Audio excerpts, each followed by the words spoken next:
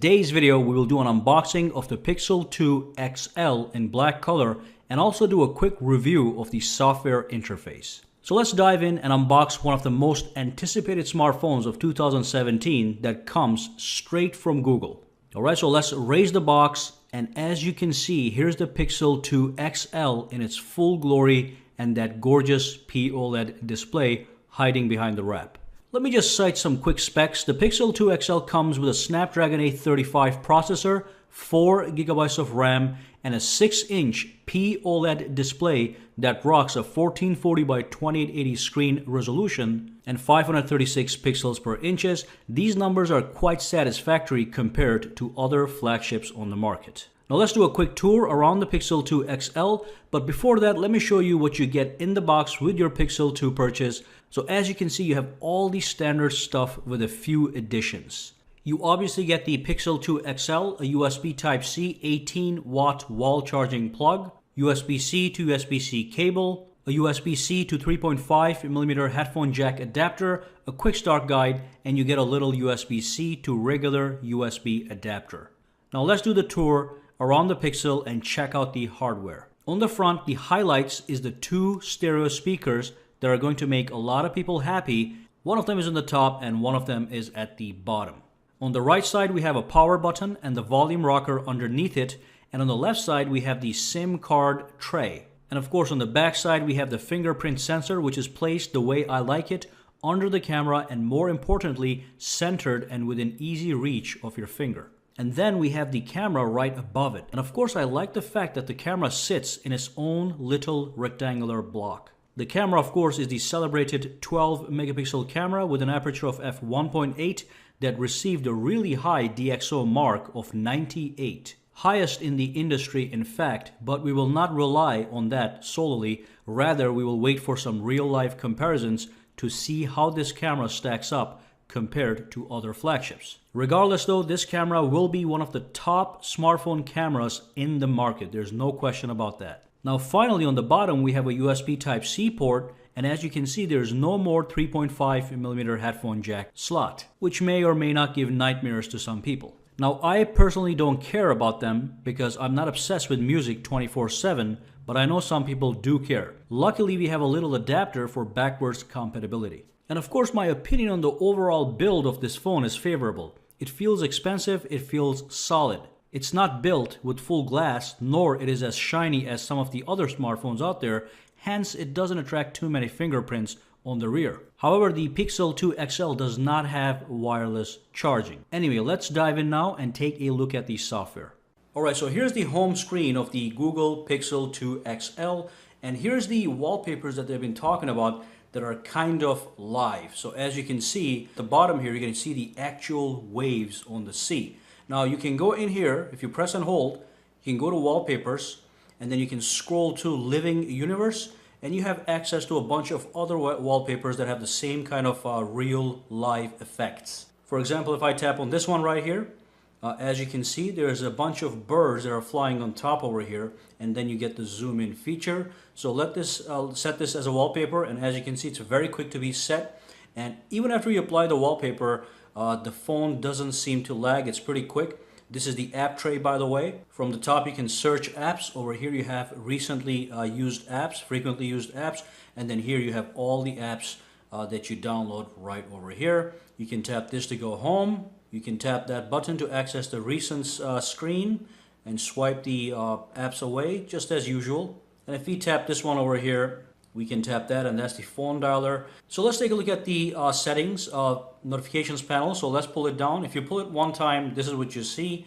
These are the quick toggles. You can tap that to go to settings, or you can pull down to reveal the full notifications panel, including all your quick toggles. On the top, you have a brightness slider. You can also tap this icon, the pen symbol here, to edit the quick toggle screen. So if I tap this, it's going to allow me to edit the quick toggles.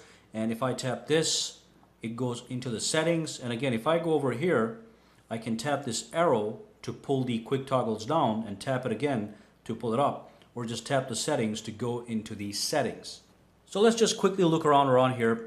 As you can see, we have the battery here. So if you go to the battery, you'll see a last full charge. So this is the full charge you've had. It gives you how many hours was your phone fully charged since the last full charge. So that's a nice statistic. And you have all these options at the bottom. You can turn on battery saver. You can turn on the battery percentage meter that shows a percentage meter on the top. And you can actually enable adaptive brightness, which just means automatic brightness. And if you scroll down, it'll show you which app or service is using most of your battery life. If we go back here and go to display, there's a bunch of things here that might be new. That are actually new for the Pixel 2. As you can see, you have the night light. That's the standard feature. Adaptive brightness is a standard feature. You can access the wallpapers from here as well. And you can tap on advanced. And the thing that you're going to see that is actually new is at the bottom here. It's called the ambient display. This is the always on display. Now when you tap this guy, you have a bunch of options. You can actually have it enabled, and if you do have it enabled, even when your phone is turned off, you're going to see a display that is on all the time. It's going to show you the time, it's going to show you the notifications, and other information that I'll show you in a second. It is saying here that it's going to increase the battery usage, so use this carefully.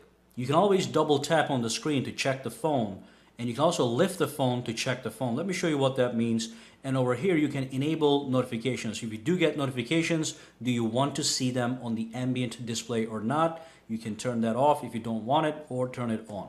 Now let's turn off the phone and see what this thing looks like. Alright, so that's the always on display. As you can see the time, the date, and you have a little notification at the bottom, and you can double tap to check your phone. Okay, and that's going to take you to the lock screen, and you can unlock it from here.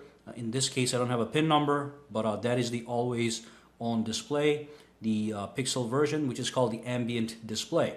Go back over here and we don't have anything else. All right, you can always tap the help icon. It's going to give you some more information.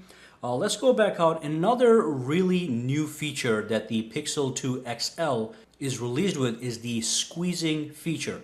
So you're able to squeeze your phone to take certain actions. Now to access the menu where you can customize the squeeze options, you have to go to the system and you have to go to language input and gestures. Before that, take a look over here. It is running Android 8.0. Okay, so this is the latest version of Android. I just checked to see if there's an update. There's no updates. It's up to date. And let's go back here. Go to language input and gestures. And from here, you can tap on advanced.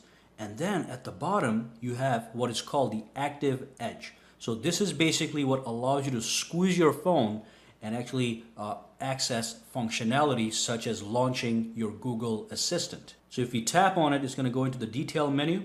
And as you can see, you can squeeze for Assistant, that is the Google Assistant.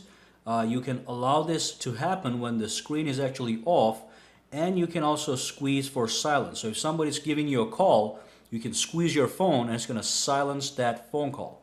And of course, in every other scenario when somebody's not calling you, if you do squeeze your phone, it's going to bring up the Google Assistant. And from here, you can actually check up on the squeeze. You can modify the squeeze sensitivity. So you want to lightly squeeze the phone to bring up the options, or do you want to firmly squeeze the phone to bring up the Google Assistant?